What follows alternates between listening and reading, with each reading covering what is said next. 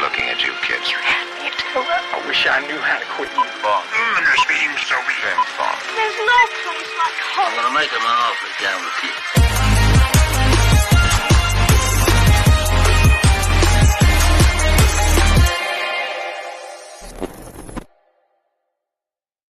Hey, and welcome to another episode of Gone with the Wind. We've got a great bunch of stuff to talk about today. We've got Dan here. Dan, how's it going?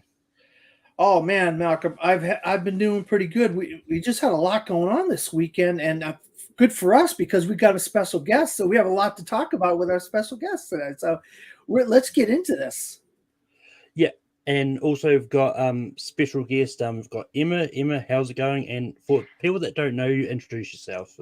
Yes, hi, my name is Emma Sasick. I am so excited to be here to chat with both of you. You're right, we had a very, very exciting weekend. I feel like I looked at my phone way too many times this weekend and the previous week, just based on everything going on. So I'm very excited to dive into all of it with you.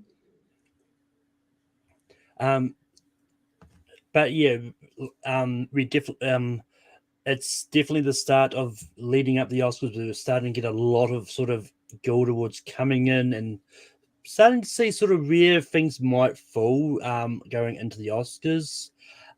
First up, we do have the Makeup and Hairstyling Awards winners. So the winner of Contemporary Makeup was Everything Everywhere All at Once. Period Makeup, that went to Elvis. Makeup Effects went to The Whale. Contemporary Hairstyling went to Wakanda Forever, and Period Hairstyling went to Elvis. Dan, what are your thoughts about the Makeup and Hairstyling Awards winners? Well, I guess when you color your hair black and do some flips every once in a while, that's called makeup and hairstyling, and everybody's loving Elvis for that. So I don't know if the Whale's going to pull this off because obviously we're going to get into it here at the BAFTAs. This is not looking good for old Brendan Fraser and the makeup and hair team for the Whale, even though it did take one of these. So that's good. But I don't know if I'm supposed to switch Malcolm to Elvis on those awards or what. Yeah, I mean, we'll get into it when we get to BAFTAs. But Emma, what are your thoughts about the Makeup and Hairstyling Awards winners? I have to say, I mean, I'm not surprised Elvis won because when you look at that film and you see Austin Butler in his getup, I mean, I see Elvis through and through with that. So those definitely make sense. I think the biggest surprise here was Everything Everywhere All at Once for Best Contemporary Makeup. I mean, there are definitely a lot of very, very cool moments, especially with Stephanie Shu's character and like all the fun, crazy stuff going on with her hair, all the designs and jewelry that she has on. So I'm actually really happy to see that win. I wasn't sure if it would take it in the end, so that was a very nice surprise. Jobu Tupaki, she does look a little out there, doesn't she? She does, yes. Yeah, and that's the thing. Like, when it comes to like hairstyling of a certain period, like especially in that, like it's really impossible to try and get, and I think Elvis really managed to capture, and not just the hairstyle of Elvis, but they managed to sort of recreate a lot of other of the famous hairstyles from that era. So I think they did right. I think it not ready to count out the Whale yet because and when we will get to it when we get to the BAFTAs. But I think it's going to come down to sort of different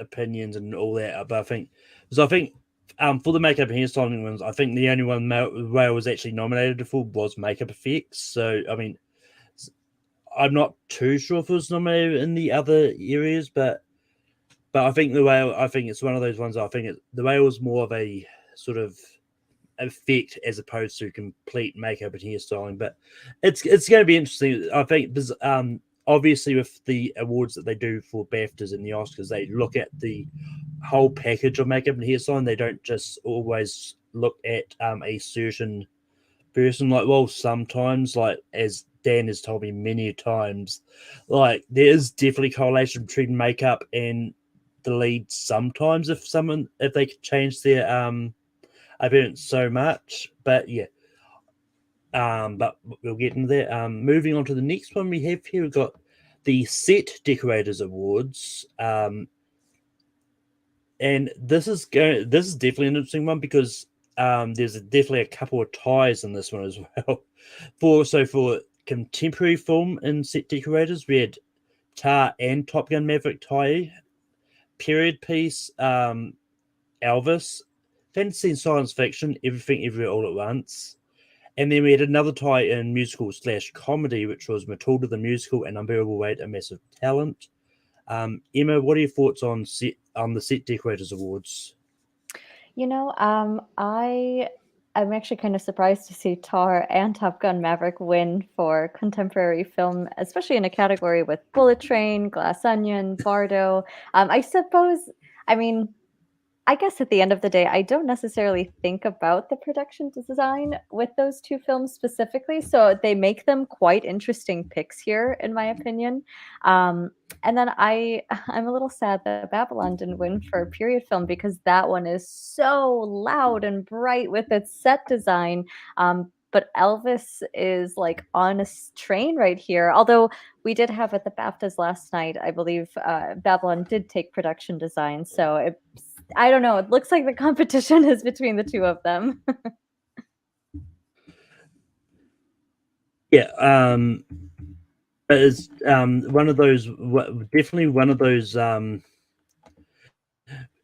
ones because out of the ones nominated for Best Production Design at the Oscars, the only one that really won anything at the Set Decorators Awards was Elvis. Like Right. everything else wasn't actually nominated. So it's and yeah, and I think I said to Dan when we talked about the nominees for Set Decorators, but period piece was always going to be an interesting thing because both Elvis and Babylon are really doing pretty much the same thing when it comes to their production design, because they're both sort of recreating cinemas and stuff from that era of stuff. So it's going to be interesting to see what happens come Oscars time. But Dan, what are your thoughts about the Set Decorators Awards?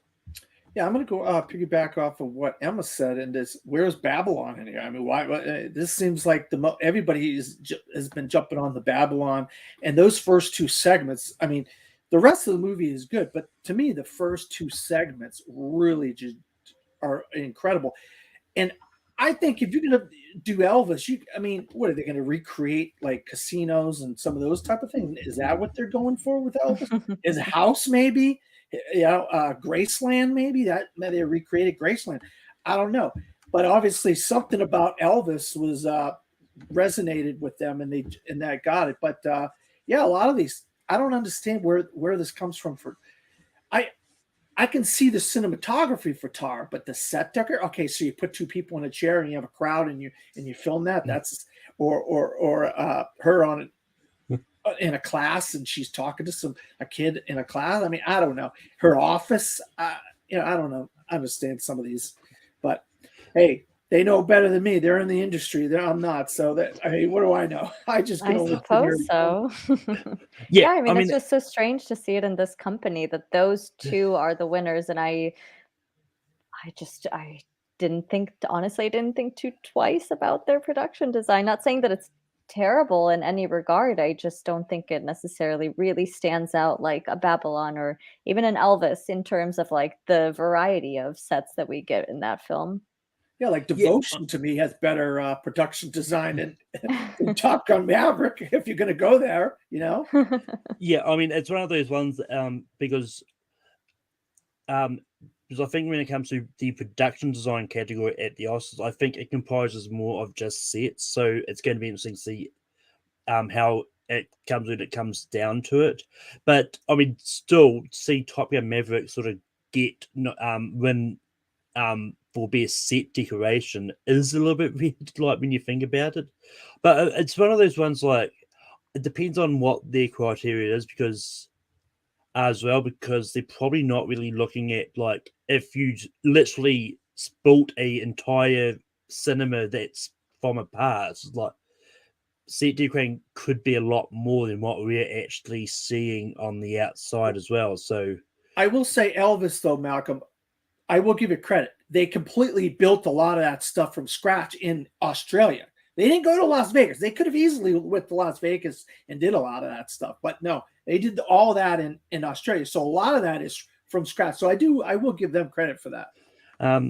But anyway, moving on to to the next one, which is also a very surprising and it's making things interesting because it's the Society of Composers and Lyricists, and the score for studio film went to Nope.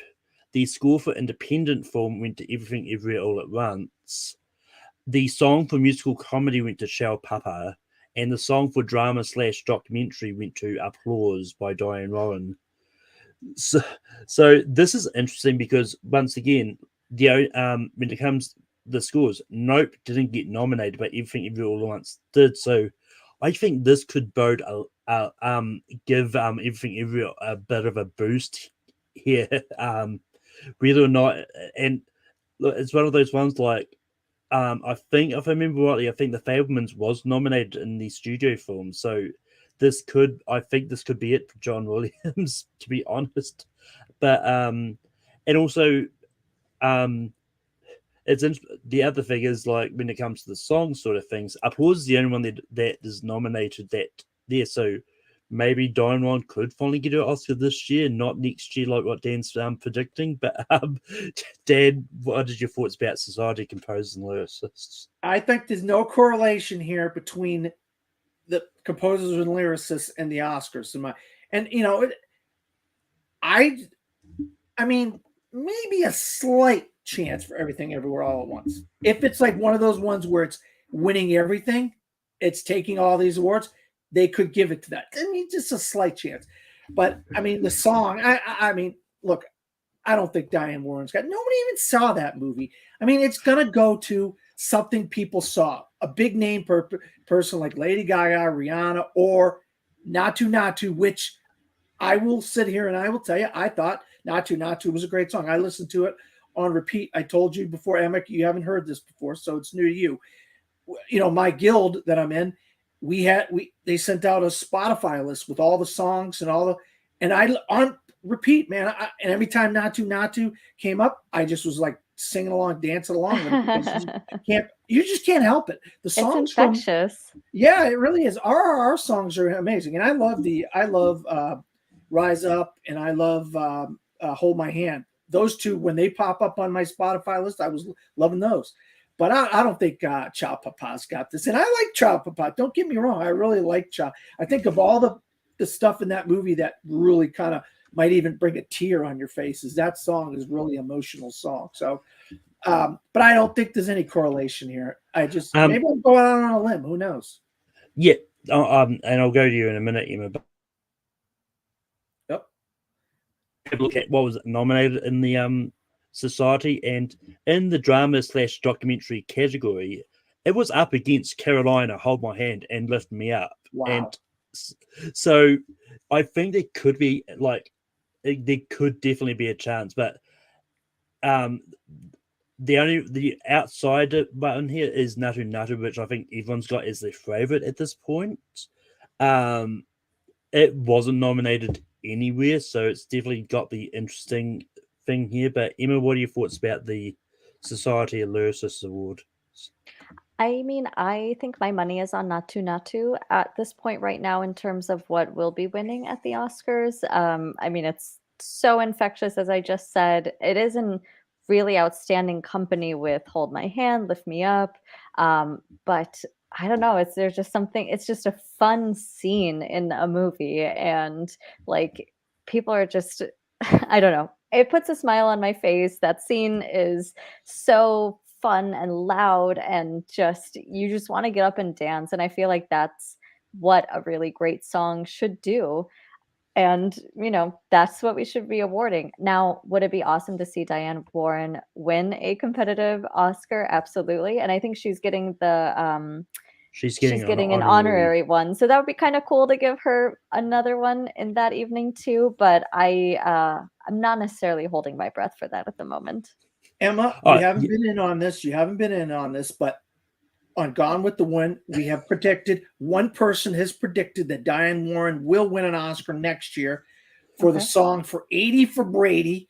And I put myself out on the record. I'm the one who created this buzz, and she's going to win next year because you got Dolly Parton, Gloria Estefan, Belinda Carlisle. I mean, you got massive stars singing the song in a movie that people saw finally. And it's a Yeah. very good song. So if you haven't listened to it, I definitely recommend listening to it. I think it's No, her I time have. next year. Oh, you have?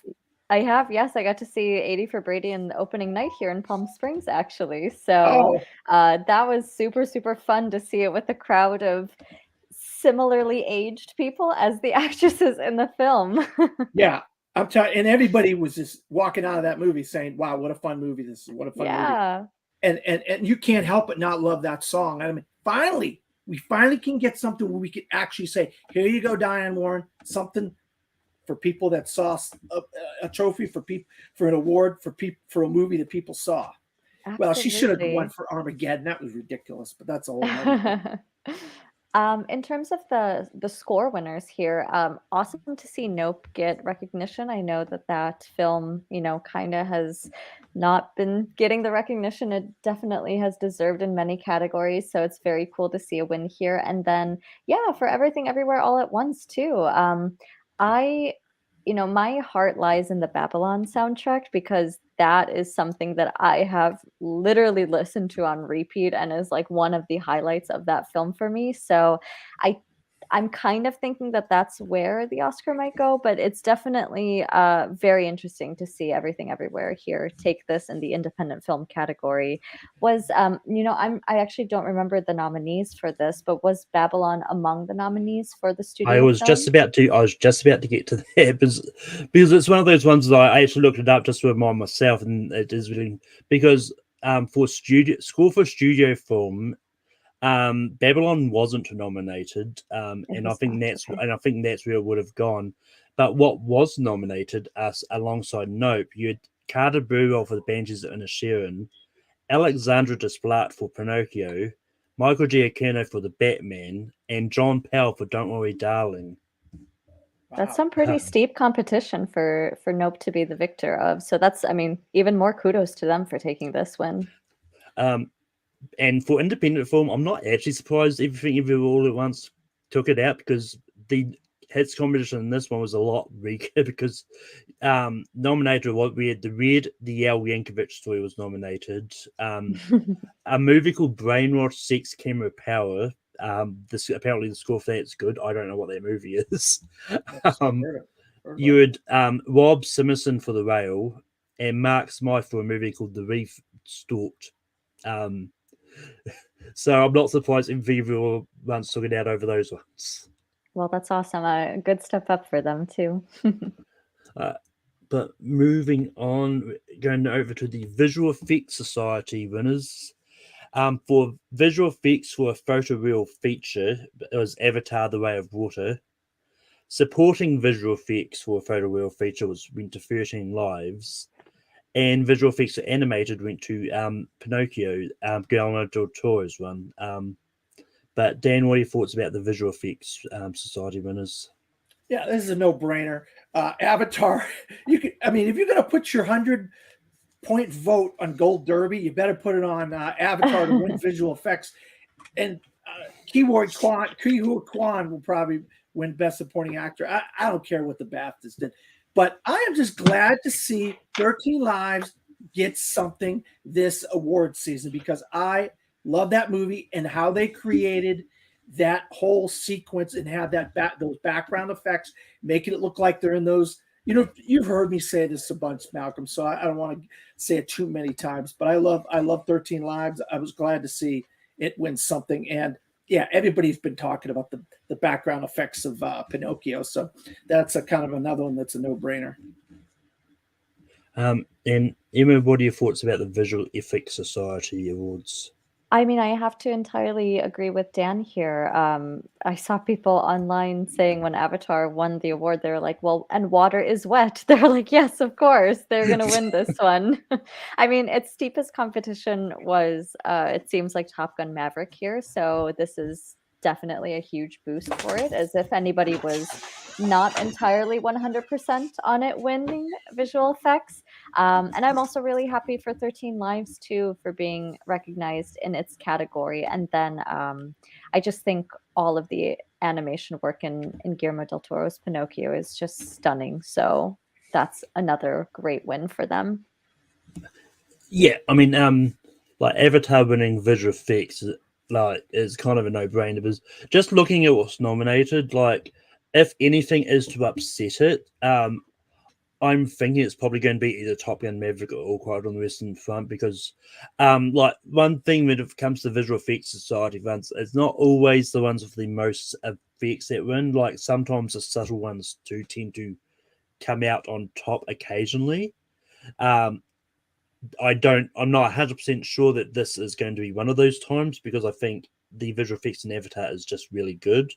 And say what about the movie. I personally really like the movie. So I do too. I do um, too, Malcolm. Don't worry, I'm in your company. but moving on to the art directors guild, which I think, and I think art directors and set design, I think they or both the production design and the Oscars. I'm not too sure. But for art directors guild, we have for period feature is Babylon, fantasy is Everything Everywhere All at Once, contemporary is Glass Onion, and animated is Del Toro's Pinocchio. Emma, what are your thoughts about the art directors guild? Well, very happy that Babylon took this one, and I think that's an obvious nod for it for the Oscars. I think this is a really awesome group, actually. I really wish that Pinocchio was nominated in this category in the Oscars too, just because I think that its design is just flawless. So awesome to see it win here for animated feature. And then, of course, Everything Everywhere All at Once went all out in terms of its set designs, and everything contributed to whatever dimension we were in, or at least just that portion of the story. And I'm thinking about like just how simple a staircase might seem, but just how impactful it is in that big climactic moment for this film. So a very, very awesome group here. And Glass Onion too. I mean, I love so many different rooms that we got to explore there. So this is a very, very cool mix of winners. Yeah, this is definitely like one of those categories which can go either way. Because like I'm also glad that sort of Babylon took out art directing here, and it's definitely proving sort of more of the point that it's going to come down to Babylon and Elvis. I think in the end, like as much as I'd like to see something like maybe the Fablemans win out because I really enjoy the production design in that too. It's looking more and more likely it's going to be either Babylon or Elvis at this point.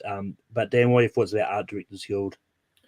Yeah, these are the usual suspects here that you would think would win in the various categories. I've been talking about Glass Onion for a while now. How gorgeous and interesting that place, that whole place. Like, take me to Greece right now. I want to go there. I want to go to that. I want to go to that. That place looked incredible to me. So I completely understand why that could have won something like this.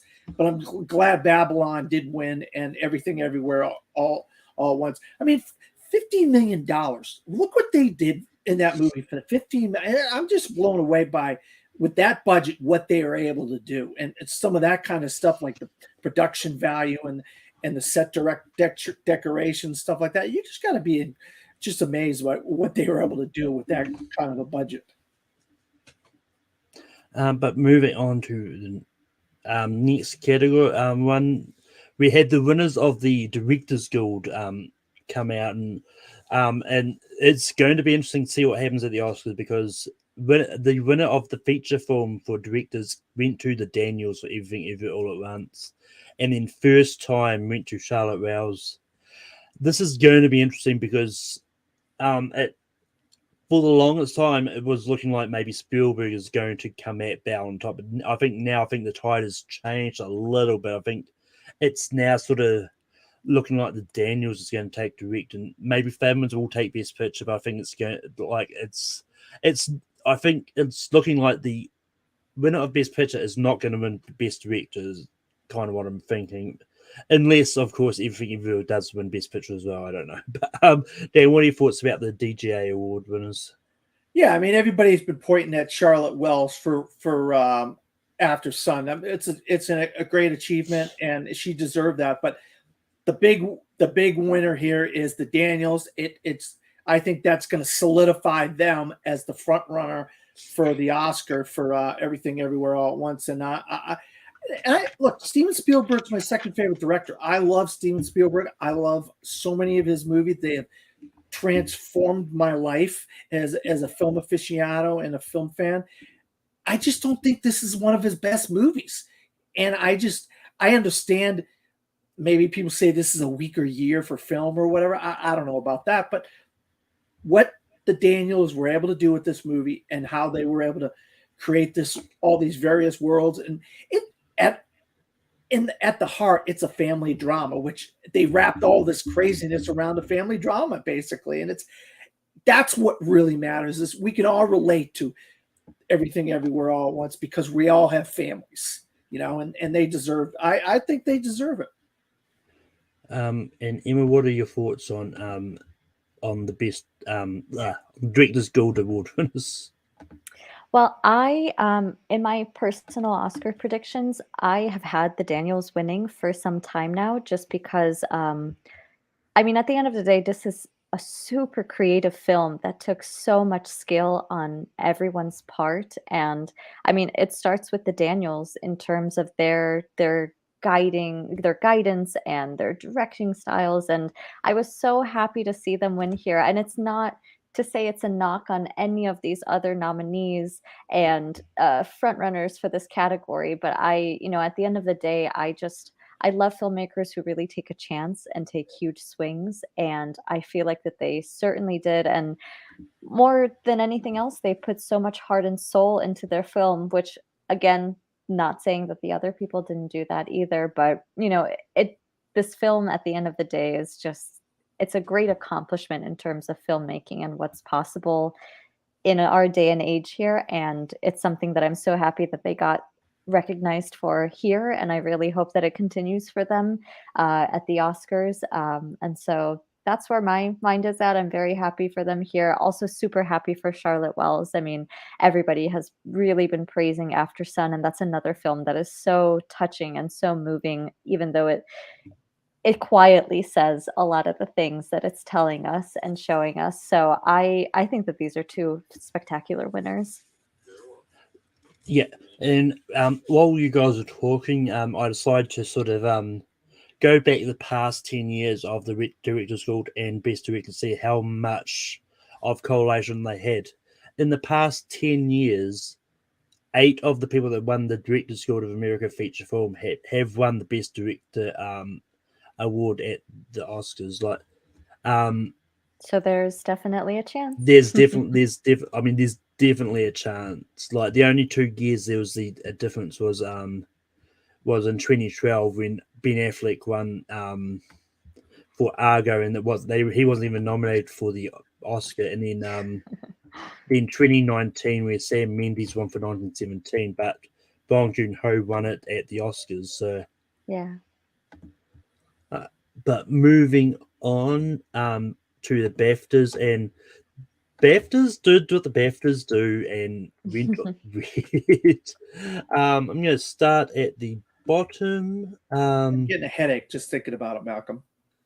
But yeah, I mean, and it's one of those ones like there's occasionally some correlation, but it's always one of those weird ones. But anyway, I'm going to not worry about the Rising Star Award in the 2 short films because I don't really.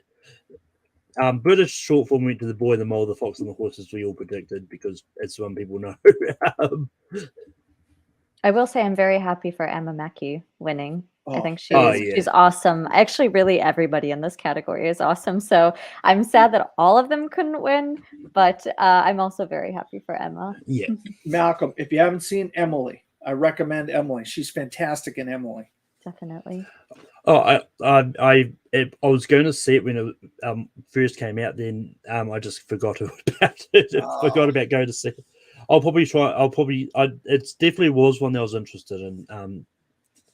But So starting at the bottom, so the award for the outstanding debut for British writer, director, or producer went to After Sun for Charlotte Wells. Emma, what are your thoughts on After Sun winning Best Outstanding Debut? I mean, that's another one where it was like makes total sense here. Everybody has truly embraced this film and loved it. Also in this category, I loved Good Luck to You, Leo Grande by Katie Brand. So I would have been super pleased with either one of those wins. And I'm very happy that it was Charlotte in the end. And I'm honestly super excited to see what else she gives us. I mean, if this is a debut, like what a hell of a debut. And I can only imagine where she goes from here in terms of emotionally devastating us in many ways. Apparently, I haven't got around. I haven't seen After Sun yet. Apparently, it's going to be out here. I think it's just a preview session at this weekend. So if I've got time, I'll probably go and check it out. Because I just want to see it make a moment. I know at least one of my friends just doesn't like it. And I mean, it's one of those ones like it's just wasn't his style of movies to begin with. But Dan, what are your thoughts on? Judge it for yourself. Yeah, that's what I do. I never read reviews before I go see movies, like, so I don't want it to take my experience. That's why I enjoyed Quantumania more than other people, apparently. But Dan, what are your thoughts on Outstanding Debut? Yeah, I mean, this Charlotte Wells was going to win this. This is one of the ones I'm on board with the BAFTAs. They had that one. It's just a bunch of the other ones. I'm shaking my head. But Outstanding British film went to the Banshees of Inisherin. For me personally, this is one that I thought maybe After Sun would take this out as well, because I thought I thought maybe that would have won here, and then Banshees would have won Best Outstanding Best Picture, but it is what it is. I mean, I'm happy with it. Like I like Banshees, and I think it's good. So yeah. But Dan, what are your thoughts on Outstanding British Film going to Banshees? Yeah, I think everybody, when they saw this, they thought, oh, well, Banshees is a lock for Best Picture. Nobody knew that this is the consolation prize, and All Quiet on the Western Front was going to win Best Picture. But it's still a big achievement for them, and I'm glad they won. It's my #1 film of the year. And, I've been waxing poetic about Banshees. I've been sharing for months now, ever since I saw it back in October. I just love the film. I thought it would translate more to that audience, Malcolm, and win more awards than it did. But what are you going to do? I mean, I think it's one of those ones that I think the other one we'll get to when we get there. But moving on to special visual effects and Avatar: The Way of Water. First off, Emma, what do you think about Banshees winning Outstanding British Film? Oh, I mean, that kind of seemed like a no-brainer. I mean, I definitely enjoyed that film. That was in my top 10 of the last year. So even if it wasn't a British film, Yeah.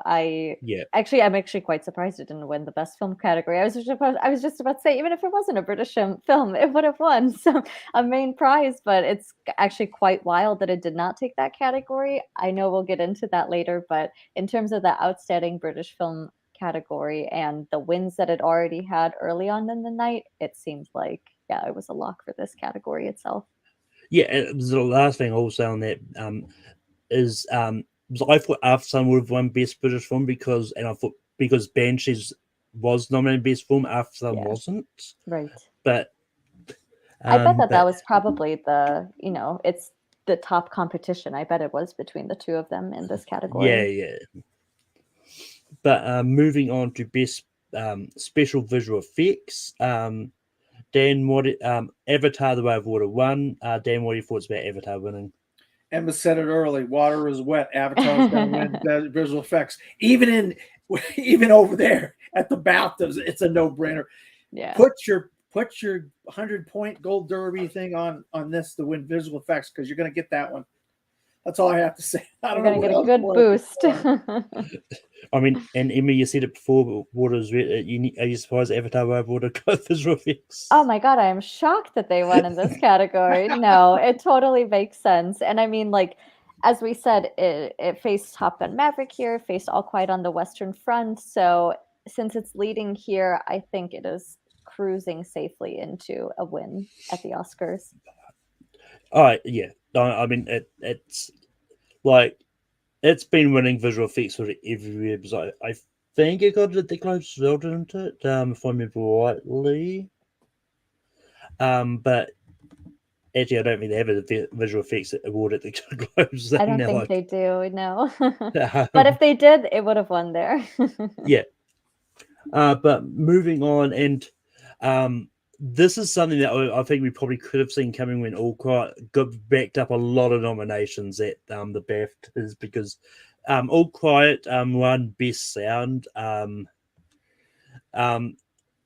Look, honestly, I'm not overly surprised because the best sound is either traditionally a war movie or it's a music movie, and so I mean you've got Top Gun Maverick and All Quiet in there. You've got Elvis and Tar, which are music movies, and then Avatar just there hanging out. But yeah, I'm not surprised All Quiet won. Like Dan, what are your thoughts about All Quiet winning best sound? I'll tell you right now, this is a battle. This is going to be one of those ones like the day before the Oscars. I'm going to be like scratching my head wondering what am I going to do, whether it's going to be Top Gun Maverick or All Quiet on the Western Front. I've been on the Top Gun Maverick train for this one because I figured this and editing, since it didn't get nominated for cinematography, you got to give it editing and you got to give it sound because of, I mean, those jets and the editing of 800 hours of footage down to that movie and all those dogfights and all those flying scenes and stuff. So, but now that it's winning the BAFTA,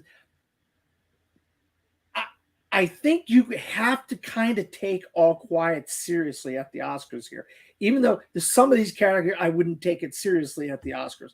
But one that you do got to kind of look at is this one, and it's no pun intended, but it's a dogfight between these two. Yeah. And Emma, what are your thoughts about All Quiet winning best sound? I mean, definitely like what Dan said. This over Top Gun Maverick, is it just because it was the BAFTA crowd and they really loved All Quiet on the Western Front, or is it truly going to translate over to the Oscars?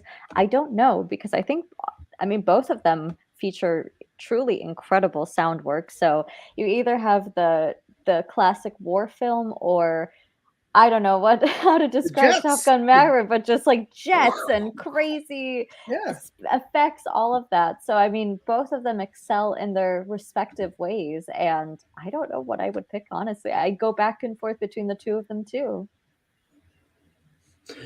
Yeah, I mean, one thing I didn't sort of touch on when we did the nominations is it's funny because All Quiet on the West Front joins the club of movies with the word quiet and the title being nominated in sound, because A Quiet Place was also nominated in the sound category. Yes, if you have quiet in the name, you're on to something. Yeah, good point. But next up, we've got production design, which, as we said earlier, went to Babylon. Emma, what are your thoughts about Babylon winning production design? Awesome win here. Hopefully it continues at the Oscars. Yeah, I mean, this is one that I think, if anything sort of translates to the Oscars, I think Babylon is definitely one that can do it. Like, as I said, I wouldn't be too upset if Elvis wins either, because both are very similar with their production design. But Dan, what are your thoughts about Babylon winning production design? Yeah, I've been beating the drum on this for a while. I'm not the biggest fan of the movie, but the first two segments of this movie are just incredible. Whether you want to be involved in watching some of those segments they're just amazing. They're just incredible. The rest of the movie, whatever. But the production value on those two scenes alone deserves an Oscar for production value or production design, because they're just incredible. And if it translated to the BAFTAs, you can almost put some money on it over at the Oscars that it's going to win. Yeah, just that extravagant party scene. I mean, thinking of every detail that went into every nook and cranny of that space is mind-boggling. And when they're filming like 5 movies or how many movies at once on the other scene, Oh it's my like, God, you're like, yes. look at it's like every corner of the screen has got something going on, and the way the camera Damien moves. Chazelle made her put in the work for this. Yeah, oh yeah. Yeah. But yeah, moving on to original score, and this is where things are getting interesting because All Quiet on the Western Front got best original score at the BAFTAs. Taking out what and Babylon has been sort of the hot favorite for score thing. So I think this is interesting because it could change the tide a little bit because All Quiet is also nominated for score at the Oscars. So I don't know where this is going to go, but because yes, but it's definitely going to be interesting to see what happens here. But Dan, what are your thoughts about best original score? Yeah, I mean, there's going to be a few of these categories where I'm going to say this, so I'm going to sound like a broken record, but I don't think this translates to the Oscars. I think Justin Hurwitz, what he did with the score of Babylon is amazing. Just when you're listening to the trailer, they were so impressed by that score. They put it as part of their marketing campaign in the trailer, and that's all you can think of. And then when you're watching the movie, it just hammers you over the head. And I'm not getting on the Batman train because we know that then it's not nominated. But I mean, it's kind of like that. Those scores really were strong and very effective and really getting an emotional response out of you when you're watching the movie. And so, I mean, Justin Hurwitz is one before. I just think, I don't think this is going to translate. I think, and the scores to me wasn't that great for All Quiet on the Western Front, but that's just my opinion. Maybe Emma has something else to say about it. But yeah, Emma, what are your thoughts on the score for All Quiet on the Western Front winning? I mean, I mean, again, it's another one. Like, is this just because the BAFTA Academy, that they really love this film and they awarded it highly? Will it translate over? I do think the main battle would probably be between Babylon and All Quiet at this point. I mean, I think it will go to Babylon, especially knowing how decorated Justin Horowitz is already with the Academy. And sometimes I feel like they definitely like rewarding the people who who have done very well things in the past. And like I said before, this score from Babylon is the thing that is like one of the highlights of this film for me. So I still think that will give it a foot up. But I don't know. Very, very interesting win here. Very interesting shakeup. Yeah, and because I think this is one of those things. I think one of two things can happen here because I think like you said, like my heart is going with Babylon because I love the score for Babylon. I think it's great. But in my head, it's one of those ones I think, well, maybe they could give it to All Quiet because they want to help promote a new like a composer that not many people may have heard of, and that may help him sort of get sort of more work out there. Not that I'm saying he's sitting at home not doing any work at all, but it could help him give him that more exposure, and maybe he gets asked to do some more scoring, like on some sort of bigger movies on a bigger scale. So anything's possible here, which is sad because it's sadly looking like Everything Everywhere All at Once is probably not going to win score, and I really do like that score for that. But you never know. Guess I'll have to watch it again on Netflix just to give it another listen. But moving on for best makeup in here, once again, as we said earlier, Elvis won best makeup in here, taking out like the likes of the Batman and the Whale. And yeah, this is interesting because and I know Dan's probably going to mention this, but I'm going to get ahead of him and mention it now because there is that correlation between makeup in here and acting if there is a case of an actor physically changing themselves for the role. But that being said, I will make that argument because with Elvis, because in a way, the makeup in here is transforming Austin Butler into looking like Elvis. So that still does work, and we'll get them when we get to lead actor on this side of things. But Dan, what are your thoughts about Elvis winning makeup in here? Well, look, Mag, I'm not going to disagree with you about Elvis. I love the movie, and I love Austin Butler in the role of Elvis, and I think the hair, the black hair. But I think you could, a lot of it, I think, in my opinion, is more the costumes and then his movement and his voice. And his voice isn't makeup and hairstyle. You put some color in his hair, he's got black hair, but it's the voice and it's the costumes that help him become. I don't think there was as much makeup there as you would think. They color his hair black, and then here maybe they give him some prosthetics when he got fat, like old in the 70s or something. Maybe that's what this is. Maybe that's what this is correlating to. I don't know.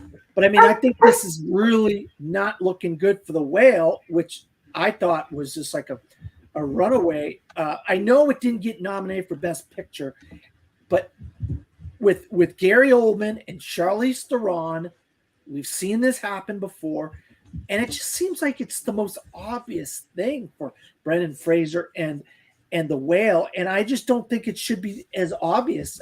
I don't think it's as obvious for Austin Butler, and maybe that movie, The Whale, didn't translate to BAFTAs, and so they gave it to Austin Butler. And I have nothing wrong with Austin Butler or the movie or the makeup or none of that stuff. I love that movie. I think I had it number 5 or 6 on my top 10 of the year. So I don't think it's going to happen for the Oscars. I'm really interested to hear what Emma has to say about this. Emma, what are your thoughts on best makeup in here?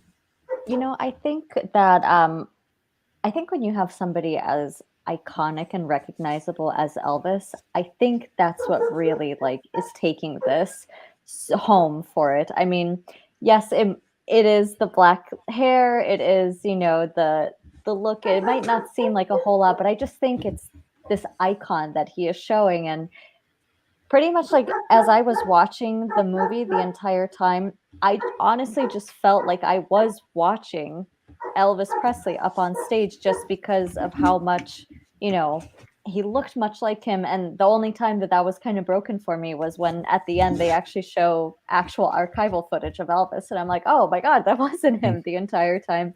So I think that must be what it's really, what's helping it in its favor.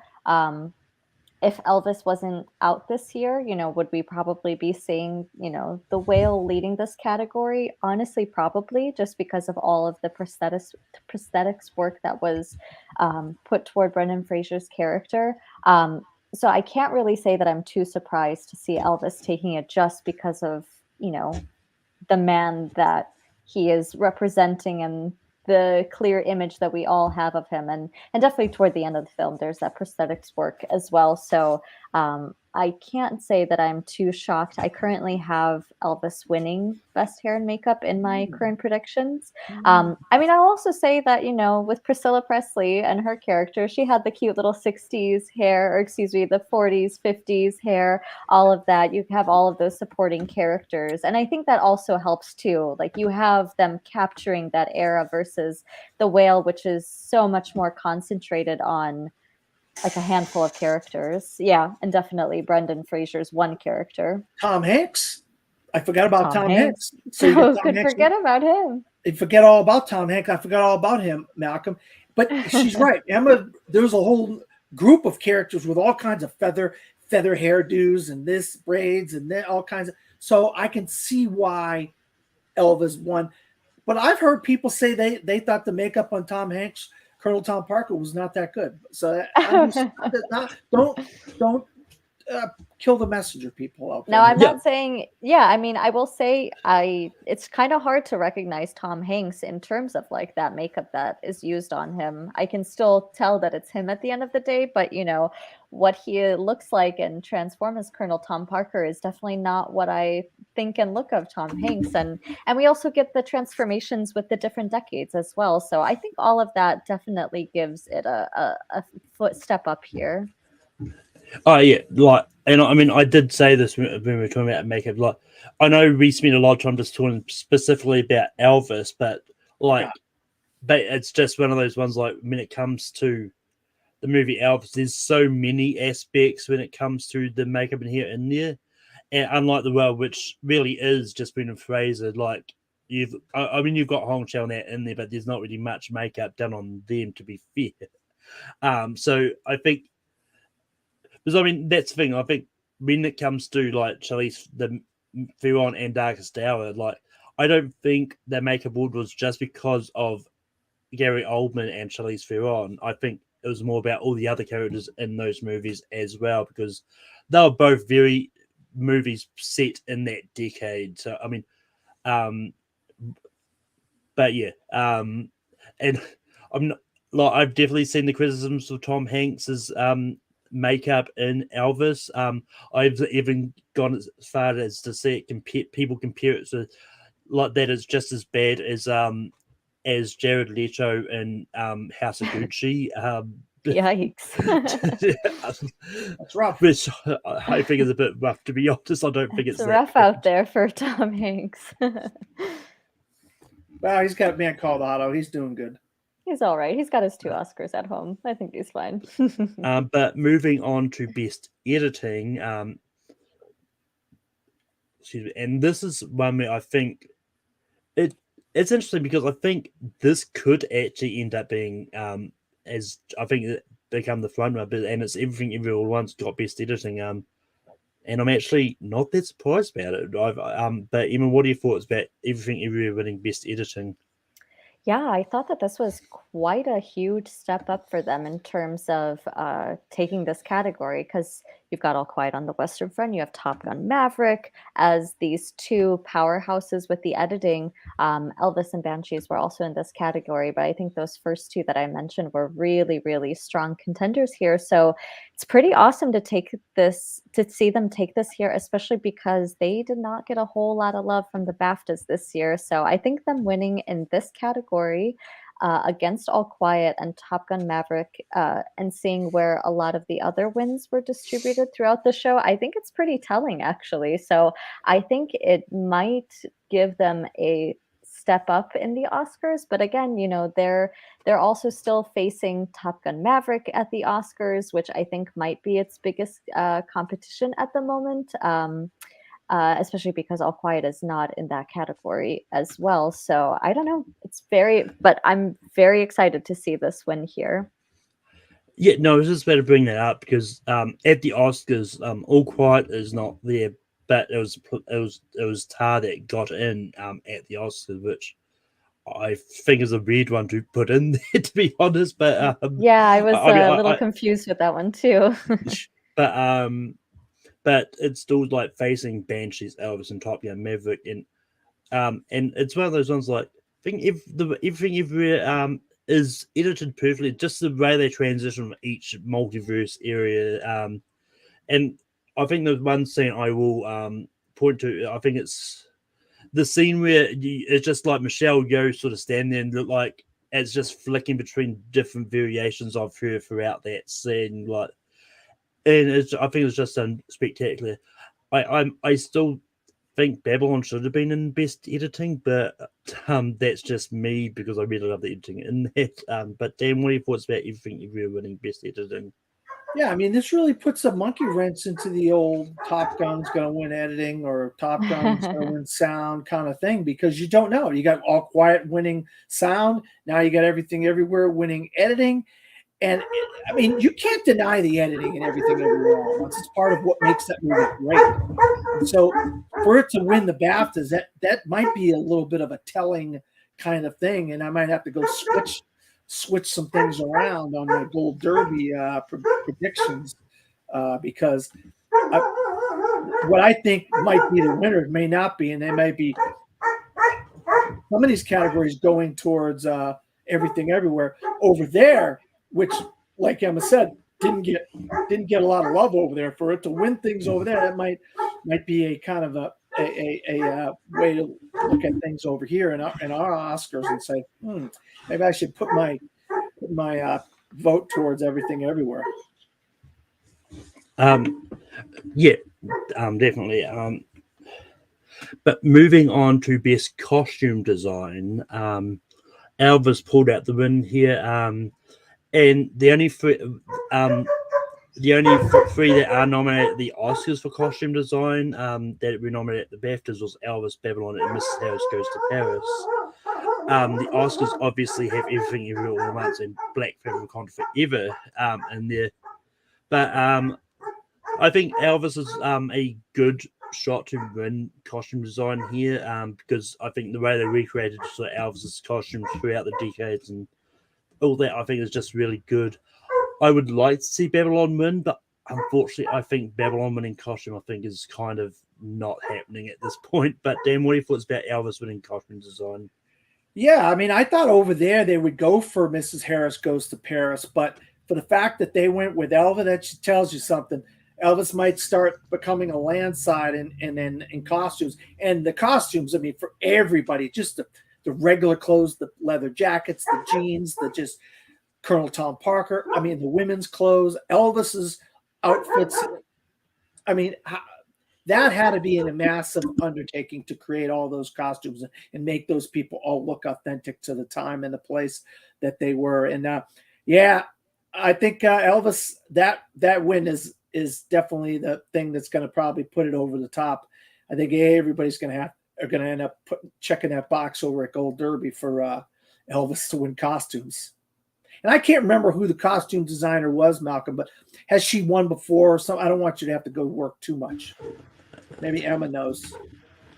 The costume designer is Catherine Martin, but I'm not sure off the top of my head if she has won previously. Okay. I'm just bringing it up. So yeah, Catherine Martin has won a few times for costume actually because she won for Moulin Rouge and she won for Great Gatsby. So. Wow. And then she was also nominated for Romeo and Juliet in Australia for costume. So she's a pro, and she's obviously worked with Baz Luhrmann a few times. I think she's solely worked with Baz. Well, Australia and Moulin Rouge and yeah, I mean she also Baz Luhrmann. Now Elvis, She's good. She's good. Yeah, I'm really happy to see this win. I think this is kind of a no-brainer, again, with the iconic looks, the variety of looks that we get, and the like decades-long time span that we get with his life. So this, I think, is another one that you can put 100 points on. Yeah, on Gold Derby. Yeah, I have mine on Avatar and Ke Huy Quan, but I might switch over to this. Gotcha. I think those are still pretty good locks. Malcolm, what do you got? But moving on, we've got Best Cinematography, and All Quiet on the Western Front won Best Cinematography, and it was over The Batman, which was nominated at the BAFTAs. Yeah, and once again, the only ones that were nominated for cinematography that's crossed over to the Oscars is Elvis, Empire of Light, and All Quiet, because Top Gun Maverick was and the Batman were. But Emma, what are your thoughts on All Quiet winning Best Cinematography? I mean, I think its cinematography is truly gorgeous and terrifying, and it gives us a variety of emotions. So I'm pleased to see it win here. At first I was wondering if they would give it to Roger Deakins, Empire of Light, because I mean, when you think of very well-known cinematographers, he's the first person to come to mind in terms of our working legends. So I was kind of wondering, will they go for that, especially with it being a British film and all? But when I saw that it won, that All Quiet won here, it definitely made me change my prediction. So I changed it to All Quiet at the moment, and I think that's a solid pick. I really can't find any complaints with it. Yeah, I think with no Top Gun Maverick, I think All Quiet winning Best Cinematography is probably a safe bet. at the Oscars, unless because once again, Tar got in for cinematography, so unless they really love Tar a lot, I think All Quiet has it here. But Dan, what are your thoughts about All Quiet winning cinematography? Yeah, without the Batman, what you said, the Batman was in there. Greg Fraser Batman was in there? nominated at the BAFTAs. Yeah, but that's not the surprising Oscars. because I think the Batman's got some of the best cinematography. But Greg Fraser won the year before with Dune. He's got the Batman, which is completely different cinematography, and it looked gorgeous. I mean, I just absolutely loved it. But without Top Gun, I think you could almost. I mean, this is one that I think does correlate where a top Everything Everywhere could get this. Why Tar's in there for cinematography, I have no idea. That stole a spot from the Batman or Top Gun if you really want to go there. But yeah, without Top Gun, I mean, this seems like a obvious pick for All Quiet. I mean, it's got kind of like that cloudy, dreary, rainy kind of cinematography, which correct me if I'm wrong. Prisoners was that had a similar type of cinematography, which was really good. So it doesn't always have to be like this gorgeous looking movie or this beautiful. It can have this kind of gray clouds and gray skies and dark background and stuff and still be pretty amazing, Mhm. Yeah. But moving on to best casting, which is a category that they don't have at the Oscars. Elvis pulled out the win. Good. I mean, I'm not too overly surprised, but yeah, Dan, what are your thoughts about best casting going to Elvis? Was Glass Onion in here at all, Malcolm? No, it Not was not After Sun, All Quiet, Everything everything Everywhere, and everywhere and Triangle of Triangle. Sadness. Yeah, I don't get it. I just don't get what makes Elvis the best cast when you have Everything Everywhere and you got some. Even I thought the cast in Triangle of Sadness, even though the movie's is you could say whatever you want about the movie, the cast was pretty good in Triangle of Sadness. So was the cast and everything. Obviously, Everything Everywhere All at Once. How Elvis won it, I don't know. I mean, Well, but they just just to love clarify, Elvis over there. They just love Elvis. yeah. It won I a mean, bunch of awards. well, just to clarify, it's best casting, not best cast. Oh yeah. Well, yeah. Casting Yeah, director. A yeah. casting director walked up on stage and said, "Thank you." Well, I guess it's because she cast Tom Hanks in the villain role and Austin Butler as Elvis, and those are two. I mean, nobody expected any of Well, I that. mean, yeah, it's one of those ones like the best casting award is always a weird one for me. It's one of those ones I don't get why people think it should be a category at the Oscars, but that's just me. But Emma, what do I you? do believe it, Malcolm. I think they should have Well, casting yeah, director. I know we've talked about this before, Oh, yeah. but Okay. Emma, what are your thoughts about Elvis winning best casting? I guess I can kind of understand it in terms of like the star power that Austin Butler, brought to the role, and definitely Tom Hanks in a different type of role. I mean, I preferably would have seen it gone to Everything Everywhere All at Once because that is such a cohesive unit in terms of the top four actors that we have in that film, or Triangle of Sadness, which was just wild, and they found the craziest bunch of people to play crazy rich people. So it should have gone to those two in my opinion, but obviously Elvis was on a roll last night at the BAFTA, so I guess I'm not too shocked in the end that that's what took it here. I mean, talking about movies being on a roll, best film not in the English language went to All Quiet on the Western Front. This is pretty much a sure shot. Dan, what do you think? Yeah, now there's one that you can correlate to the Oscars. That's going to win without Decision to Leave in there. Might as well just put your money on All Quiet on the Western Front to win. Without RRR, which couldn't have been in there, which is ridiculous. And without Decision to Leave, to me, the two best foreign films of the year, my opinion, they were both in my top 10 of the year. Without them two in there, it's gonna be a landslide for All Quiet in this category. Emma, what are your thoughts about All Quiet winning best film not in the English language? I mean, Dan just said it perfectly, so I echo everything he said. Yeah, I mean, I know there was a time early on when we thought Argentina in 1985 could have done it because it won the Golden Globes, but I think from the sounds of it, it's lost all momentum, and now's I think All Quiet sort of getting a lot of love at the Oscars, getting a lot of love at the BAFTAs. I think it's pretty telling it's winning Best International Feature at this point. It's really not too much of a surprise. Moving on to Best Documentary, and that went to Navalny. Emma, what are your thoughts about Navalny winning Best Documentary? I mean, I think in terms of like our current political climate, current events, all of that going on, I think this does make sense as the winner. In my personal predictions, I currently have it as the winner for the documentary category. However, you do face All the Beauty and the Bloodshed, All That Breathes, Fire of Love, like all of these really great ones. So I'm not 100% confident in it. However, I think just in terms of past winners and how, these documentaries oftentimes go to the ones that have something to do with what's going on in our current world and crises and political events and current events. I think that one might be the victor as well. So, and Navalny obviously has definite connections to the current events.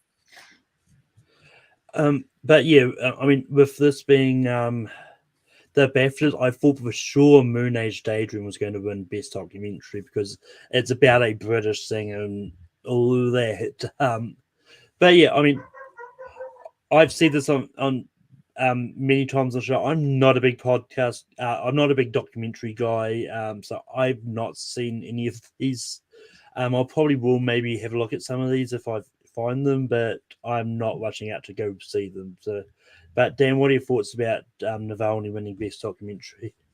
Yeah, I mean, I loved Navalny. I think the fact that that was filmed in real time and that stuff was really happening at that time, it's just when you think about that, Malcolm, it just absolutely blows your mind that that was all happening in real time, and with the climate of the world right now, that a lot of times, I've said this before, the films that win Oscars a lot of times have something to do with the world that we live in, Nomadland and so forth and so forth and whatever. And so Navalny being something that's about something that is very a hot button topic in the world makes sense that it won the BAFTA. I think it still has an uphill battle to beat all the Beauty and the Bloodshed myself, because I think whereas Navalny is more of a European story, a film, All the Beauty and the Bloodshed is an American story and about an American epidemic in our own country. And I think more people, hopefully, especially with Hollywood, maybe, they're popping pills all the time in Hollywood. Maybe they can relate to a movie about a guy who sells a bunch of OxyContin and puts his name on a bunch of museums and places like that, and a lady who's fighting against that. So I don't know. Fire of Love to me is absolute gorgeous, beautiful film, but I love All the Beauty and the Bloodshed, so I'm sticking with that, Emma. It's a battle to the end. Yeah, I mean, it's one of those ones like, it's just one of those ones like it's going to depend on where the Oscars fall at this point, because we all know when it comes to the Oscars and documentaries, like they're just going to vote for something, and well, yeah, Goodnight Oppie wasn't even in there. We've gone over this for years, Malcolm, about the documentary branch. You talk about the BAFTAs doing with the BAFTA. The documentary branch is in a whole world of its own over there, so you don't know what they're going to do. But talking about knowing what's going to happen, Best Animated Film went to Guillermo del Toro's Pinocchio, which is probably going to win the Oscar. Dan, what are your thoughts about Pinocchio winning Best Animated? I wish I could have like 5 100-point bets for Gold Derby. So, because I'd be putting one right on. I'd like about 5 categories I want to put my 100-point bet on, Malcolm. And one of them is Pinocchio. I mean, this is as lock a lock gets. and once again, it's a European story, so it makes sense that it kind of won the BAFTAs with it being about fascist Italy and so forth. So, yeah, I'm sure Emma's going to say the same thing. But Emma, what are your thoughts about Del Toro's Pinocchio winning Best Animated Film? Water continues to be wet here, you know? Right. Yeah, I mean, it's just, it is cruising on into another win. And yeah, I mean, I'm not overly surprised. Like, I think if it's got any competition, I think it's Marcel. But I think it's going to come down to if people think Marcel should actually be nominated for animated film, because there is it. From what I understand, there's a lot of live action parts to this. With this animated shell just being the only animated thing in this, so it's going to come. I think it's going to come down to if a lot of people like the movie and think it counts as animated, I think they're going to vote for it. There's But a I few think it's Malcolm. There's a few people in it but they're more towards the end of the movie. Most of it's, I think one guy's at the beginning, and then there's a few people at the end. Most of it's just those shells and the family and their dynamic and all that stuff. Yeah, well, no, I get it. I'm not talking about the actual people. I'm talking about the fact that it's still sort of all the sets that the shells are walking on are still pretty much live action. They're not animated sets. Oh, you mean like grass and the house? Yeah. I see what you're saying. Yeah. So, I mean, it's just one of those ones. Like, I wish I could be a fly on the wall and just find out sort of how much of a movie needs to be animated for it to count in the animation branch. Because if it's one of those, if hybrids can get in here, because I know some people have pointed out that Avatar: The Way of Water is basically a very much animated.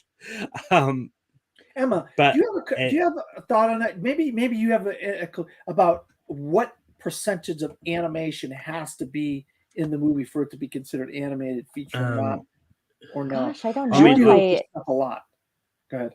I don't know if I necessarily have like a percentage, but I would say like if the main storyline is like, I mean, with Marcel, it's a stop motion film. Like that's the character that we're following. And so I would think as I'm looking at that, I mean, I know work went into that in terms of making it animated. So when I look at that, I think, yeah, this is an animated film.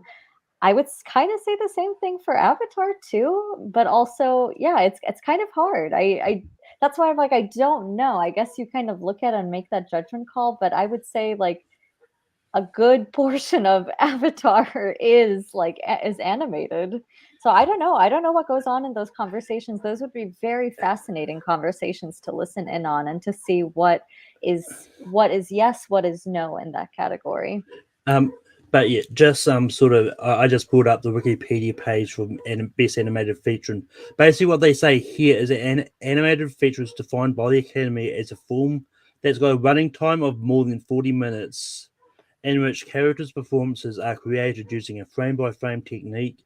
A significant number of the major characters are animated, and animation figures are no less than 75% of the running time.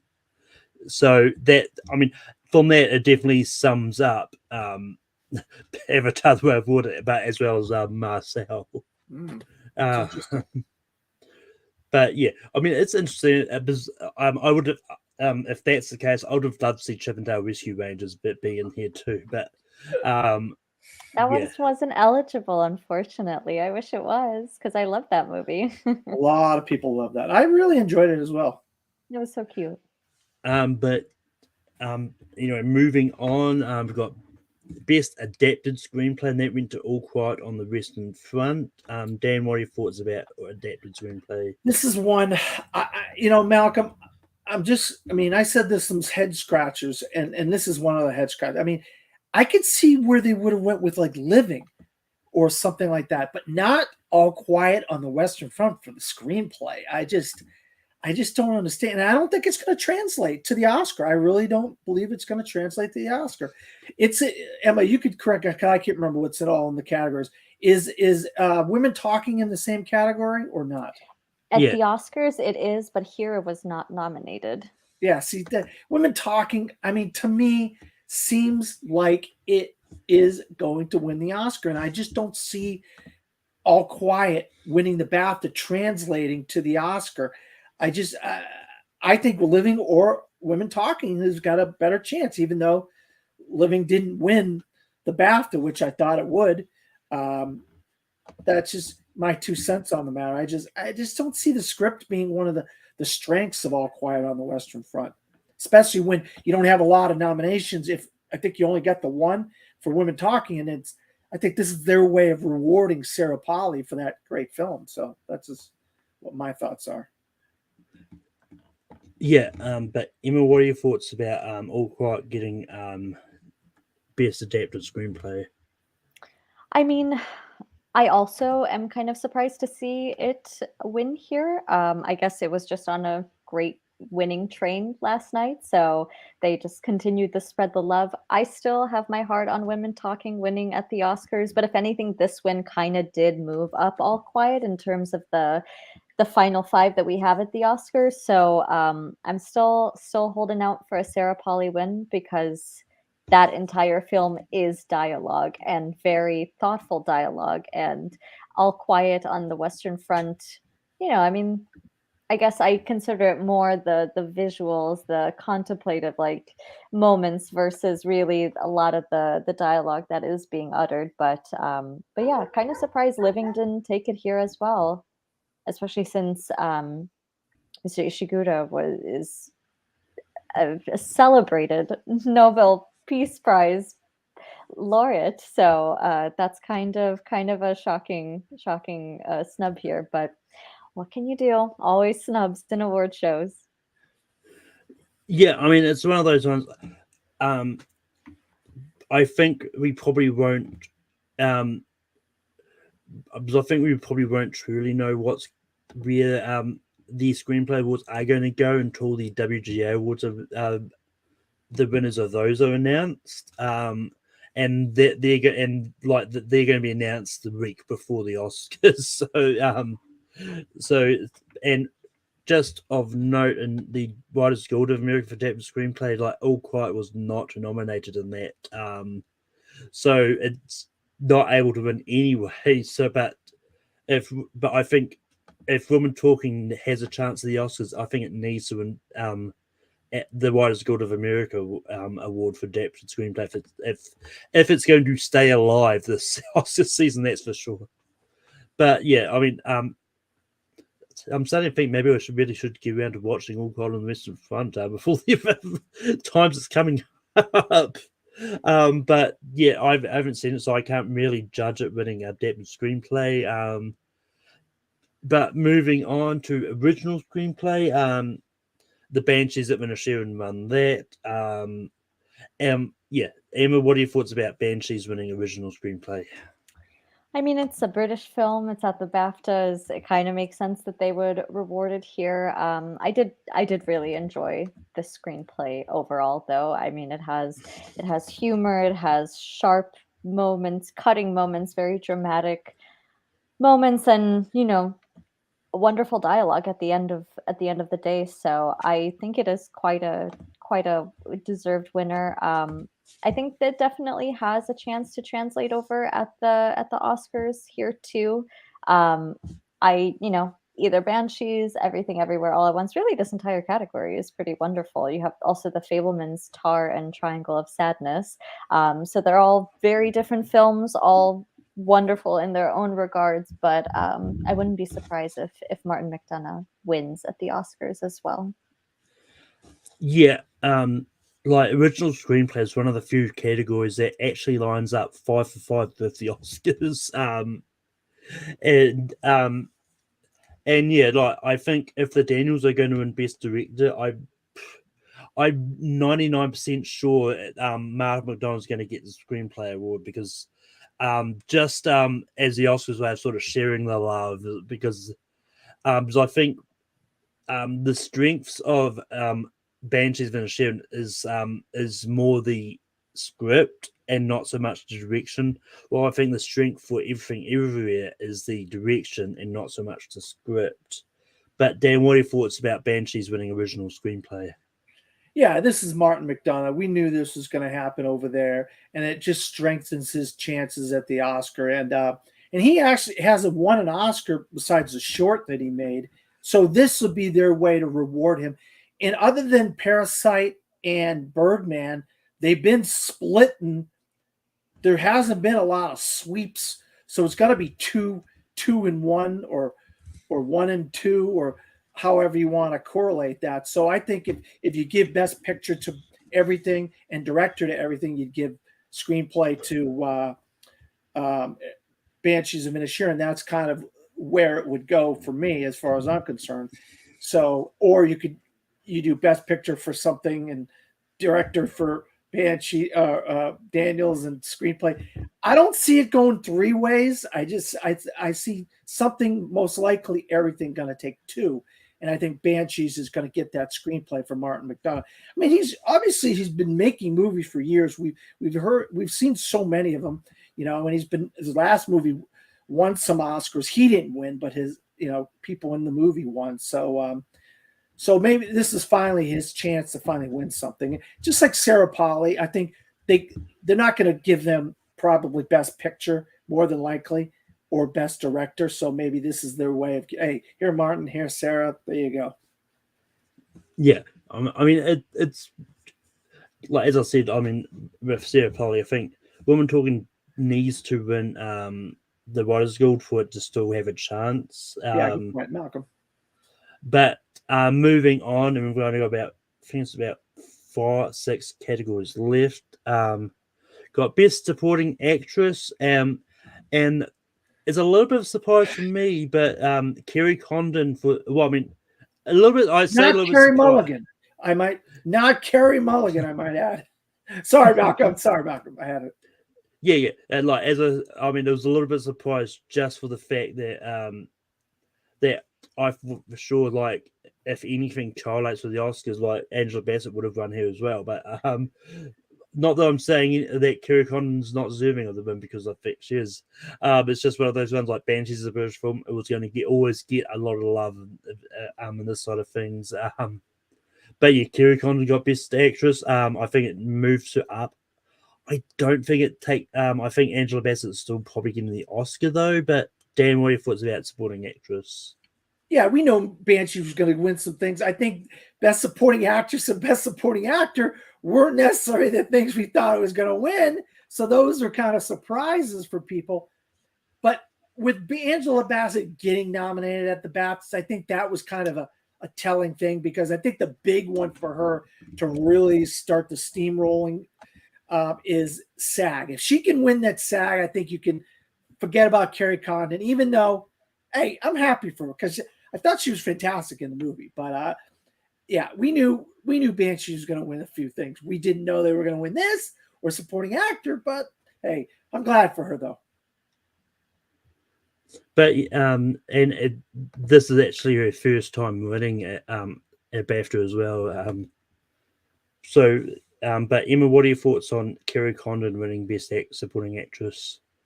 Yeah, I mean, I totally went into the night expecting that Angela Bassett would just continue on her winning train. So this definitely was a bit of a surprise. Looking back, though, again, British film, it's not that much of a surprise. I just truly, as you said, Dan, didn't necessarily expect the surprises to happen in the supporting categories. So I am happy that she got some recognition this award season, when I otherwise thought it would just be Angela Bassett straight through. But as you also said, we will definitely see. SAG will most likely solidify this category next week. Yeah. And yeah, just moving over to supporting actors, Barry Keoghan won for Banshees as well. It's a little bit surprised for me, because I thought for sure Brenda Gleeson would have won it over Barry if with the BAFTAs. But not that I'm saying Barry's not good in it. I just thought Brendan was better. But like, it's one of those ones, like Kihi Kwan missing out on this is also that little bit surprising. But once again, British BAFTA British awards are probably going. Chances are we're going to get a British person winning, but that's not the one I thought. Emma, what are your thoughts on supporting actor? Among the four categories, I would say that this one was the biggest surprise for me in terms of Key not winning, because again, I thought he would continue on his winning train. But Barry was a really unexpected happy winner. I mean, we've seen the viral clip from Banshees of him and Carrie Condon's characters talking by the lake, him expressing his love and admiration for her. It's a wonderful scene, and I truly enjoyed every moment of him in this film. So I think he is a very, very wonderful winner here. And just like Carrie getting some recognition this award season, I'm happy that he was able to get it here too for this film and for his back at home to say. So this was a huge surprise. I don't think it will translate over at the Oscars. I think he is still on the winning train. Again, we will see most likely that win next week. But it's nonetheless a very awesome moment for Barry. And Dan, what are your thoughts on supporting actor? Yeah, it's not going to translate to the Oscars, but I mean, I'm right with you, Malcolm. The fact that they went with Barry Keoghan over Brendan Gleeson was a surprise to me because I thought, oh, he's been doing work for decades now. This is their chance to give this guy a trophy, and they give it to Barry Keoghan instead. It's like, what? It's like, what is going on here? And you know Banshees is going to win some awards. You just say to yourself, not here and not in Best Supporting Actor. But I mean, he was a very, just watch him accept the award in his red suit, and he just stands out. He looked great. Yeah, he did look great. He was a winner. And he's been doing some good work the last decade or so. So he's going to start winning stuff for movies that he's doing, and because he's a good actor, he's a good young actor, and I don't think this is going to translate to the Oscars or the SAGs, to be honest with you. But I'm glad for him for this moment in his career.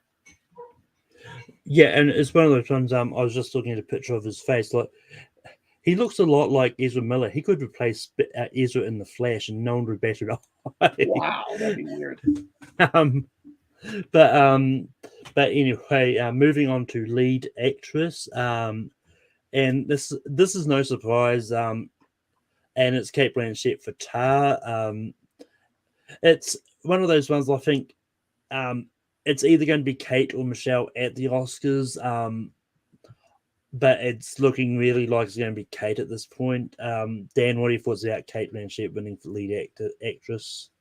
Yeah, despite her own efforts to try to get people not to vote for her, not to give her trophies, she continues to get trophies, and it looks like she's steamrolling to the victory at the Oscars. SAGs is going to be interesting. If they do give it to Michelle, now that might put a monkey wrench into the Best Actress race. But as of right now, I mean, this seems like it's the obvious pick. I mean, the thing is, I love it how this is the dog and pony show. We're getting this. You don't need this, that, and the other. It's like, we don't care what you say. We're giving you trophies because you did a great job. So there you go. Kate, you keep doing a great job. You're going to keep winning trophies. Yeah, I mean, I'm going to see if she said anything similar at the speech at the BAFTA. But Zaya, I didn't actually watch it live. I just sort of reading these winners now. But Emma, what are your thoughts about Cate Blanchett winning lead actress? I mean, I still am not confident in who to pick. I mean, it'll either be Kate or Michelle, and we'll see next week what SAG Award brings, because that is the last really televised race that Oscar voters will see before the Oscars. So I don't know. I mean, I love Cate Blanchett. She is a phenomenal actress and certainly delivered an amazing performance here. And I can say the exact same thing for Michelle Yeoh. So I would have been happy with either winner. So yeah, we will see. I'm not confident in my 100 points on Gold Derby with this one. Yeah, I definitely would put your 100 points on this No. one. Let me just say though, I mean, those first two segments of Tar are just, incredible. Incredible, and it's because of her. So that's why she keeps winning all these trophies. Those first two segments of Tar. Yeah. Is it this year the SAG start being filmed aired on Netflix, or does that start next year? What? The As SAGs are on as Netflix next Sunday. Yeah, SAGs are on Netflix next Sunday. Yep. yeah, that's what I was being sure. I wasn't too sure if they start their live program on Netflix this year or if it starts Their next year. But YouTube channel. I correct myself. I believe Yes, it's it's Netflix YouTube. YouTube channel. Yes. yeah, That's my fault. no, that's I wasn't. I thought for sure it was going to be live on Netflix, the streaming service.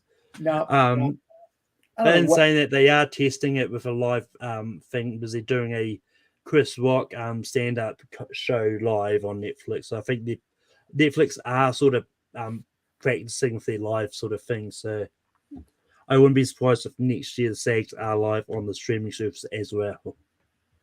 But moving on to leading actor, and this is where things can get interesting because Austin Butler won for Elvis.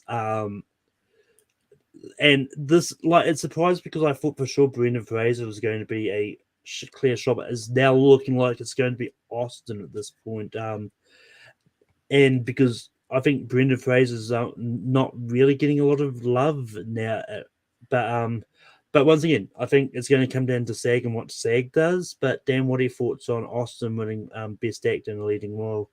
Well, if Brendan Fraser didn't win, I thought for sure it was going to go to Colin Farrell because of Banshees. Once again, we've been talking about this entire show that they would go with the Banshees and Colin Farrell, and he hadn't won. I don't think he's won a BAFTA before. I'm not sure, but I don't think he's won a BAFTA. So, but for them to go with Elvis, that just tells you how much the BAFTAs love Elvis when they went with Austin Butler. But this really throws a monkey wrench into the Best Actor race, if you ask me. I think I'm sounding like a broken record, but if Brendan Fraser wins the SAG, you could probably vote on him to win the Oscar. But if somebody else wins the SAG, this is not looking good for Brendan Fraser. I'm shocked. I'll be honest with you. I'm kind of shocked because I think he gives an absolutely transformative performance. And I know what people are saying. Oh, Austin Butler did what he did for Elvis. I know. But he's young. Brendan Fraser's been doing this since the 90s. Give the guy his trophies. Give him it's his time. It's his turn. Austin Butler's going to have so many more chances. He's in Dune Part 2 next year. For all we know, he's going to get nominated again. For all we know, who knows? Maybe. But Colin Farrell not winning was surprising to me because I thought, well, it's got to be Fraser or Farrell. So, but yeah, I don't know what to do when it comes to Best Actor here, Emma. Maybe you can help clarify this for me. But what are your thoughts about? Yeah, so I have solidified Austin Butler as the winner back in December because of the fact that whenever like people gather at like press screenings or these various industry events, I feel like that guy's name is like on everyone's mind and they're still talking about his performance, which came out in May in Cannes. And so I thought that his win last night was major, like further solidification for him because the fact that Banshees was on a pretty good roll last night and Colin Farrell didn't win this category, I thought that that was massive. And to see that it was Austin to take it among the BAFTA winners, I just thought like, you know what? I think that the race is pretty solid at this point with him winning, because I mean, when I look back at the male performances that I watched in this past year, his is the top one for me because it's just stayed with me in terms of how much he embodied Elvis Presley, how much he showed him, how much he brought him to life again and really became that character. And we've seen people tease him because of his Elvis accent and his voice to this day. But you can just tell that he put so much love and care and passion into the role. And the fact that Colin Farrell did not win last night was pretty huge to me. So again, we'll see what happens with SAG. I still do think, though, that the SAG voting body is really going to champion Austin, but you never know. I can be wrong in this, but I just feel like in terms of those 5 men that are nominated, he's just kind of the superstar of that category. And I just want to just make one more point towards what Emma said. The acting branch is the largest branch. So with the SAGs being acting awards, whoever pulls that out at the SAG, that's where you better check your box come Oscar time. Totally. Because that branch, that's a huge branch at the Oscars as well. So you can almost guarantee it. I mean, literally guarantee the winner of the SAG is going to win the Oscar. Although we definitely have seen some upsets in recent years. I always think of the Olivia Colman win at the Oscars, which was huge and what people did not expect. So it doesn't always have to translate, but more often than not, I think we see it translate. Yeah, I mean, it's just one of those ones, like, as I pointed out with the Directors Guild and Best Directors, like, trends are made to be broken. Like, it's one of those ones that could go either way, because even if the SAGs give it to Brendan, it could still end up being Austin at the Oscars. Like, there could be enough of the non-actors may like Austin instead over Brendan. So, well, the thing is, Malcolm, the acting branch votes on their awards. So the rest of the Academy can't vote on that body's awards, right? It's every category votes on their own award, and then everybody votes on Best Picture.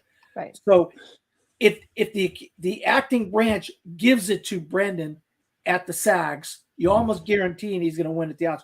They give it to Austin at the SAGs, you almost guarantee. I mean, like Emma said, there's this chance where Glenn Close lost Olivia Colman, which that just blew people's mind. Nobody thought that was going to happen. And she gets up there and says, oh, Glenn, I'm so sorry. Like, she's apologizing for winning because she even thought Glenn Close was going to win, you know? So, yeah, I mean, because it's such a large body, it translates so well to the Oscar. I was under impression, like, when it comes to the nominations, each branch does the nominations each, but I think I was under the impression that everyone just votes on all the categories at the for the Oscars. No, it's just the specific branches until it's Best Picture. So cinematographers will vote for the best cinematography branch, actors for the actors, but then a cinematographer will vote for Best Picture. A sound person will vote for Best Picture. But that's why Best Pictures could be weird sometimes. Go ahead, Malcolm. Yeah, I mean, it's one of those ones, like, well, whichever way it goes, because, like, well, yes, like, SAG sometimes line up, but I think the one thing SAG can do that will throw a complete monkey wrench into here is if Adam Sandler ends up winning Best Lead Actor, then it's like the Oscars is a free for because Adam Sandler wasn't nominated. Malcolm, come on, Malcolm. I honestly forgot that he was even nominated, so that's where I'm at. Yeah, no, I mean, I don't think Adam Sandler's going to win. But I think it'll just be funny. But he's causing chaos over here. It's like, chaos. If he got into the Oscars, Emma. Oof. That is what really messed things up. And I'm happy it's Paul Mescal. Yeah, I'm glad it was Paul Mescal. I went 5 for 5 in my Oscar prediction, Best Actor. Same. Yeah. But anyway, moving on, and I'm just going to do this both because they're both the same things. Best Film and Best Director both went to All Quiet on the Western Front. I believe Edward Berger wasn't nominated at the Oscars. I think it was the usual sort of. I think it was Todd, Daniels, Martin, Cameron, and Spielberg. Right, it's Ruben Östlund who switched out for him. Triangle of Sadness, Malcolm. Eventually, I'll see it. It's not out in New Zealand yet, but yeah. I mean, when I was going through this earlier today, like just seeing it win a lot of the technical stuff, is like, yeah, I'm not surprised it's going to win overall best film.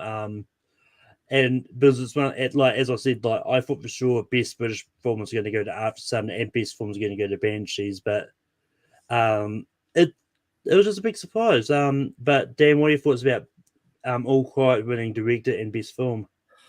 Here's one of those head scratching moments, Malcolm, that you say to yourself, what the heck is going on? But it just shows you how much they love All Quiet on the Western Front at the BAFTAs. 14 nominations of potential 14 chances at a nomination, and then 7 wins, including Best Picture and Best Director. They obviously loved this film. Netflix, which is what it was on, didn't even love this film as much as the BAFTAs loved this film. I'll tell you right now, the fact that Berger's not in director gives me a moment of sigh, a little bit of a sigh. Thank God he's not in it, because that would have really thrown a monkey wrench into the directing category. I just don't think this translates to Best Picture at the Academy Awards.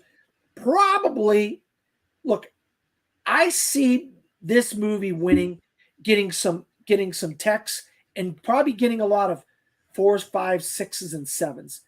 I don't see it getting a lot of 1s, 2s, and 3s, and that's where that sliding scale type of things, because that everything is going to get a lot of 1s, 2s, 3s, and 4s. Top Gun's going to get a lot of 1s, 2s, 3s, and 4s. Banshees is probably going to get a lot of 2s, 3s, 4s, and 5s. I just don't see All Quiet getting a lot of 2s, 3s, 1s, 2s, and 3s. I think Elvis will get some of that. So I'm saying, if I wish they would release how these films came out in the wash after the fact. Yeah. I see this thing finishing probably 5 or 6 in the 10. To be honest with you, Malcolm, I just don't see this translating to the Oscar. Good for them that they won. Fantastic. It gave everybody a surprise and a crazy moment at the BAFTAs. But I just think you got to calm down and just realize this ain't going to happen at the Oscars. Unless Emma just is going to give me some info that it is going to happen, which I hope. No, I'm as shocked as you are that it won, especially considering that Banshees was in this category too. So you would think that it would take both British film and Best Film. I've seen a lot of people say this online, and I very much agree with them. All Quiet winning here and Banshees not winning ends up kind of giving Everything Everywhere All at Once a bit of a boost, because I think if Banshees ended up winning Best Film here, it would have probably made it like a really tough challenge at the Oscars then, and really put the both of them up head. So I agree with you too. I don't know how many people in the Academy will mark this as All Quiet as like their top 1, 2, 3 film. I also believe it'll probably be more in the middle tier, because I can see Everything, Top Gun, Elvis, Banshees, all of those other films kind of being among more people's favorites here. So I don't necessarily see this translating at the Oscars. If anything, it gave us a nice little surprise, and definitely a surprise too in the directing category. But again, Edward is not nominated at the Oscars, so it's still kind of a up in the air game with director. However, the Daniels winning DGA definitely sets them up on a pretty good track. Yeah, and I think sort of Martin McDonagh sort of not winning director here, I think, is also kind of really telling. So I think that kind of sort of puts him out of the running when it comes to best director of the Oscars. Not completely, because I think he's still in that top 3 range. But I think at this point, I think Daniels have the momentum going in, and I think they're going to hold that momentum unless Martin McDonagh goes and trips one of them up when they go walking up to the stage. And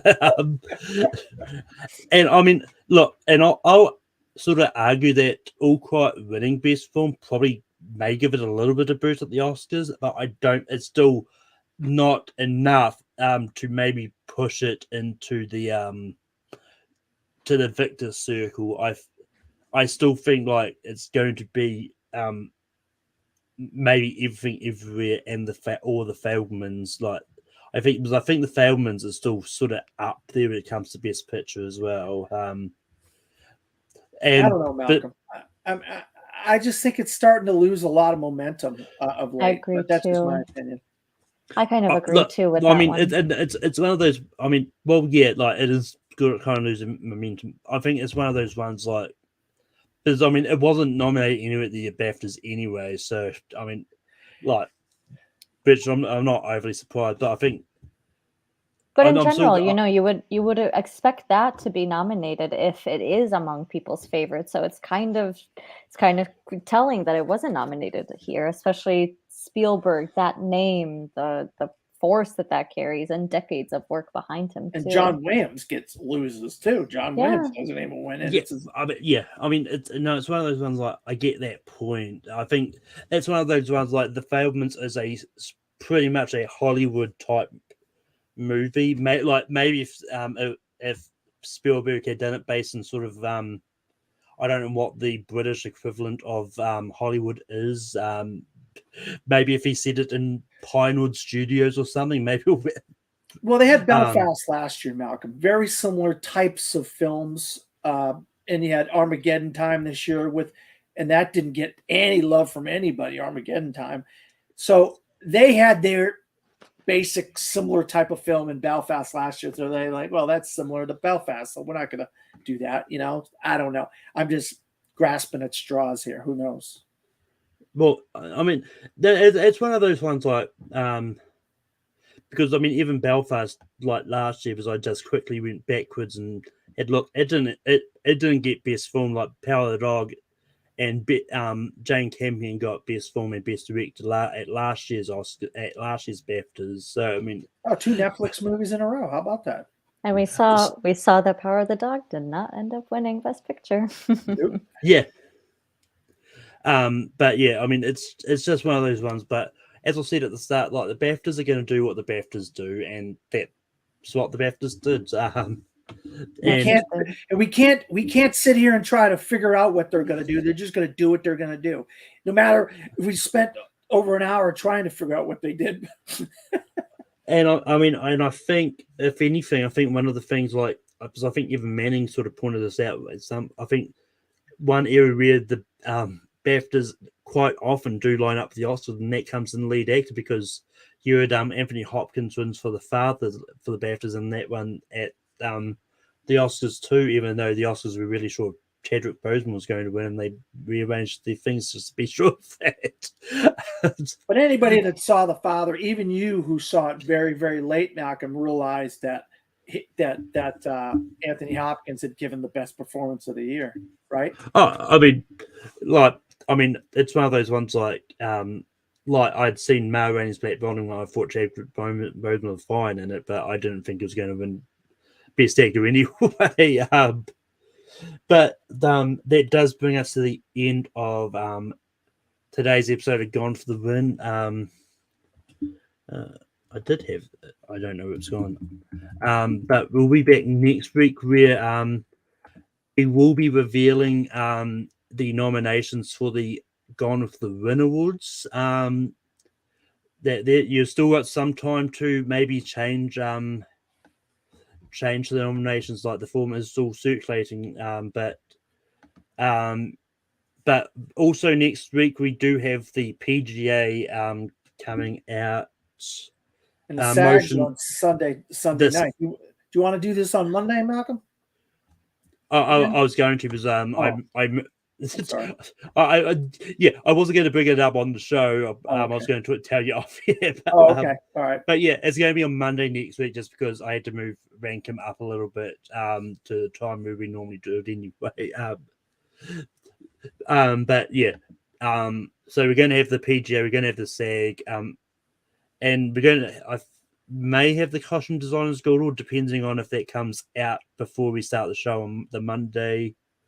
And then the Sound Editors Awards are out there as well next week. But I mean, next week we will have the Gone with the Win award announcements. But Emma, where can people find you online?